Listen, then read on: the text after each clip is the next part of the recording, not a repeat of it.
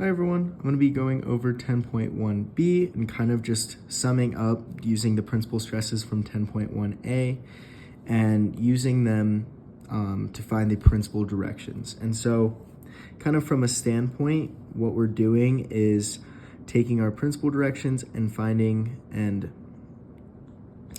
where those are all in the normal directions, and that requires us also altering finding where our directions are pointed towards. So it's very similar to the last equation where we take this stress state subtracted by, and again this is sometimes called lambda, and we multiply it by our actual principal direction. Since we already know what these are, we're able to solve for the principal direction. So the first thing we're going to do is just write out, and this should be equal to 0. And so what we're going to do is take each principal stress state and plug it into these matrices. So taking the first one, we're actually going to plug in 3, as we can see was found earlier in the problem right here. And so we're going to plug it into each of the matrices. So this is just the written out equations with your n1 and n2 equals 0. And what we're going to do is actually reduce to solve for each principal direction.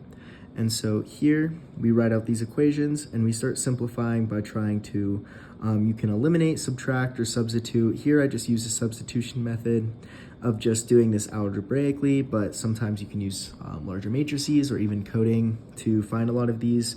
And so I found that the direction of each of these are 1, -1, or -1/2, and 1. And so the last thing you have to do, sometimes it's required to put it into make it into a unit vector. And so the way you end up doing that is taking the square root of all of them squared. And so that's 3/2. So we actually end up getting our principal direction for stress. The first stress is this. So n1 equals -1/3, e sub 1 plus 2/3 plus 2/3. So for the next one, we have the stress being equal to 0.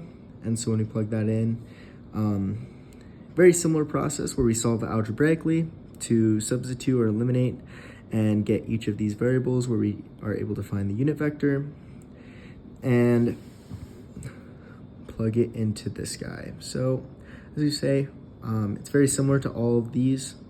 So the last one is -3. And so again, we plug it back into the equations, and these are what we end up getting. And so after we solve algebraically for each point, we get that this third principal direction is right there. Perfect.